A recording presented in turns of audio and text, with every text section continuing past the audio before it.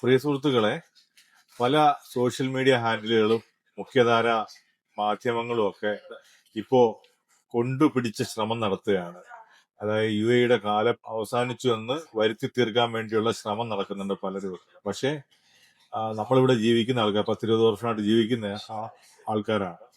ഒരുപാട് വർഷത്തെ ഇവിടുത്തെ ചരിത്രം, മിഡിൽ ഈസ്റ്റിന്റെ ചരിത്രം, വിശിഷ്യ UAE ചരിത്രമൊക്കെ നമുക്ക് അറിയാവുന്ന ആൾക്കാരാണ്. പലപ്പോഴും പല പ്രാവശ്യം പലരും പറഞ്ഞിട്ടുള്ളതാണ് ഇങ്ങനെ കൊറോണയുടെ കാലത്ത്, അതിനു മുമ്പുള്ള ക്രൈസിസിന്റെ കാലത്തൊക്കെ ഇവിടെ തീർന്നു, അവസാനിച്ചു എന്ന് പറഞ്ഞിട്ടുണ്ട്. പക്ഷേ വെല്ലുവിളി എനിക്ക് ഇഷ്ടമാണ് എന്ന് പറഞ്ഞ ഒരു ഭരണാധികാരി ഇപ്പോഴും ജീവിച്ചിരിക്കുന്ന ഒരു നാട്ടിലാണ് നമ്മൾ ജീവിച്ചിരിക്കുന്നതെന്ന് നമുക്ക് എല്ലാവർക്കും അറിയാം. അപ്പൊ ഇങ്ങനെയുള്ള സ്ഥലത്ത് നമ്മൾ ജീവിക്കുകയാണെങ്കിൽ തന്നെ നമ്മുടെ നെഗറ്റീവ് ചിന്താഗതികളൊക്കെ പോകും. എന്തിനേയും വെടക്കാക്കി തനിക്കാക്കുക, അല്ലെങ്കിൽ വെടക്കാക്കി ഇല്ലാതാക്കി കളയുക എന്നൊരു രീതിയാണ് ഒരു മലയാളി മനസ്സ് പലപ്പോഴും കൊണ്ടു നടക്കുന്നത്. പക്ഷെ അതീവ പുരോഗമനപരമായിട്ടുള്ള കാഴ്ചപ്പാടുള്ള രാജ്യത്ത് ജീവിക്കുമ്പോൾ നമ്മുടെ മനസ്സിൽ നിന്ന് അങ്ങനെയുള്ള ചിന്തകളൊക്കെ പോകേണ്ടതാണ്. കാരണം നമുക്കറിയാം, കൊറോണ വന്ന സമയത്ത് ക്വാറന്റൈനും ലോക്ക്ഡൌണും ഒക്കെ ആയിട്ട് വളരെ പ്രശ്നത്തിലായിരുന്ന സമയത്താണ് ദുബൈ വളരെ ശക്തമായൊരു തീരുമാനം എടുക്കുകയും എല്ലാ സ്ഥലവും ഓപ്പൺ ആക്കി ഇടുകയൊക്കെ ചെയ്തിട്ടുള്ളത്.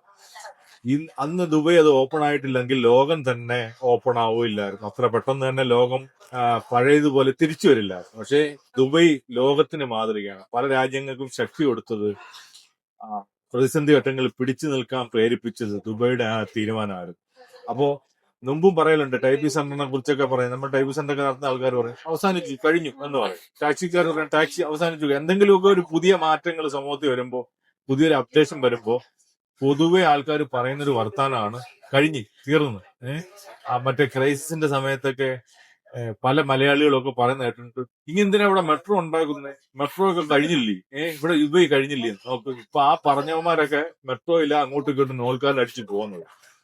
അതുപോലെ തന്നെ ഇനിയിപ്പോ ഇവിടെ കഴിഞ്ഞു എന്ന് പറയുന്ന മീഡിയകൾ ഉണ്ടല്ലോ, നമ്മളെ നാട്ടിലെ മാപ്ര മലയാളികൾ, മാപ്ര മീഡിയകളൊക്കെ, അവരിനി അടുത്ത ഈവന്റിന് ഇവിടെ വണ്ടിയും പിടിച്ചു വരും. ഇപ്പൊ ഈവന്റിന്റെ സമയമാണ് വരാൻ പോകുന്നത്. ഇവരൊക്കെ വന്നിട്ട് വളരെ രീതിയിൽ പറയാം.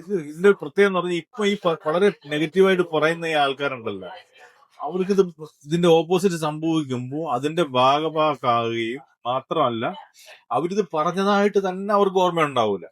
അവിടെ വിളിച്ചിരുന്ന് ചോദിച്ചാലും മുഖം മാറ്റി തിരിച്ചങ്ങ് നടന്നു പോകുന്ന അല്ലാതെ പറയാം. പക്ഷെ ഒരു കാര്യം പറയാനുള്ളത്, സുഹൃത്തുക്കളെ, നിങ്ങൾ ആരെയും പ്രോത്സാഹിപ്പിക്കുകയൊന്നും വേണ്ട, വെറുതെ ഇരുന്ന് നിരുത്സാഹപ്പെടുത്തരുത്.